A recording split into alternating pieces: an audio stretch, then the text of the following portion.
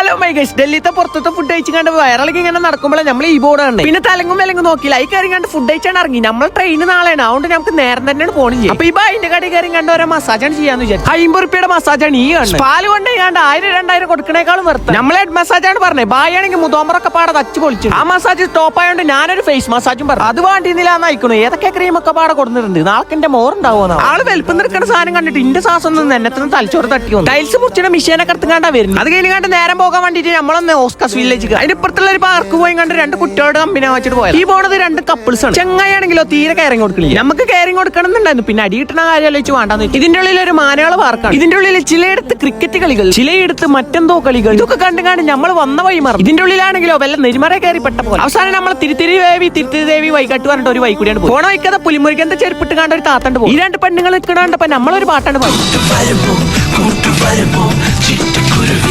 തിരുത്തിദേവി കാട്ടി വജ്ജെന്നാലും കൊള്ളാം. Full girls. അവിടെ ചെന്നപ്പോ ഇത് ലൈക്കാണോ കക്കൂസ് കുജാണെന്ന് തിരിച്ചറിയാൻ പറ്റും. ഇവിടെ ഒരു കോട്ട ഉണ്ട്, അതിന്റെ ഉള്ളിൽ ഫുള്ള് പ്രേമിക്കലാണ്. നമ്മൾ ആരെങ്കിലും കമ്പനിയാ കിട്ടുമോ നോക്കുമ്പോൾ ഒരു നാറികൾക്കും നമ്മളെ എങ്ങനെ നമുക്കൊക്കെ പെണ്ണിട്ട് ഇമാതിരി ഓരോ കൊറിയൻ പന്നികൾ ഇങ്ങോട്ട് വന്നിക്കല്ലേ.